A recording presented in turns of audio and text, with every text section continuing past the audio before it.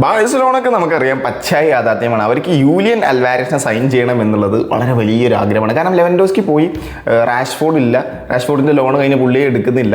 അപ്പോൾ സ്ട്രൈക്കർ അവിടെ വേറൊരാൾ വേണം. ഫെറാനാണ് ഇപ്പോൾ ആകെയുള്ള ഒരു ചോയ്സ് എന്ന് പറയുന്നത്. പുള്ളി മോശമായിട്ടല്ല, പക്ഷേ പുള്ളിക്കൊരു ബാക്കപ്പ് അല്ലെങ്കിൽ മെയിനായിട്ടൊരു സ്ട്രൈക്കറെ വേണം. അത് യൂലിയൻ അൽവാരസിനെയാണ് ബാഴ്സലോണ മേജറായിട്ട് ടാർഗറ്റ് ചെയ്തിട്ടുള്ളത്. പക്ഷേ അൺഫോർച്ചുനേറ്റ്ലി അത്ലറ്റിക്കോ മാഡ്രിഡ് ആണെന്നുണ്ടെങ്കിൽ രണ്ടും കൽപ്പിച്ചില്ല, ആർക്ക് തന്നാലും ഞങ്ങൾ ബാഴ്സക്ക് തരില്ല എന്നുള്ള മൈൻഡ് സെറ്റിലാണ് അവരുള്ളത്. പിന്നെ എൻ്റെ കോണ്ടന്റ് ഇഷ്ടമാണെന്നുണ്ടെങ്കിൽ ചാനൽ ജസ്റ്റ് ഒന്ന് ഫോളോ ചെയ്തിട്ടോ.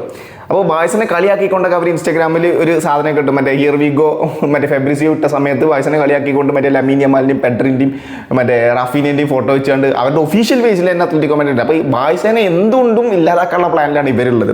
പിന്നെ അതുപോലെ തന്നെ റയൽ മാഡ്രിഡ് ആണെങ്കിൽ 150 മില്യൻ്റെ ഒരു ബിഡ് അത്ലറ്റിക്കോ മാഡ്രിഡിന് വെച്ചു.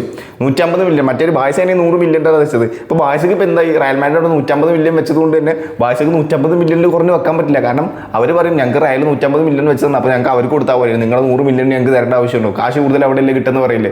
സോ അങ്ങനെ റയൽ മാഡ്രിഡ് അങ്ങനെ ഒരു പണി കൊടുത്തു. മൊത്തത്തിൽ ബാഴ്സ ആകെ പെട്ടിരിക്കുക.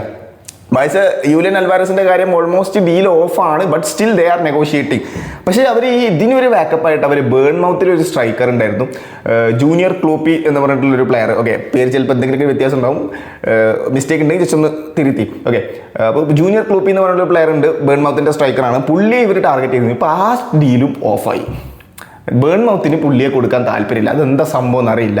ഇനി അവർ പറഞ്ഞ എമൗണ്ട് ഓക്കെ അല്ലാഞ്ഞിട്ടാണോ എന്താണെന്നൊന്നും അറിയില്ല. എന്തായാലും ആ ഒരു ഡീലും ഓഫായി. ഇപ്പോൾ യൂലിയൻ അൽവാരസും ഇല്ല, ക്ലൂപ്പില്ല. അപ്പോൾ ബാഴ്സ ഒഫീഷ്യലായിട്ട് പുറത്ത് വരുന്നത്, ഇങ്ങനെ ന്യൂസൊക്കെ പരക്കുന്നത് Barcelona completely focusing on Julian Alvarez ആണ്.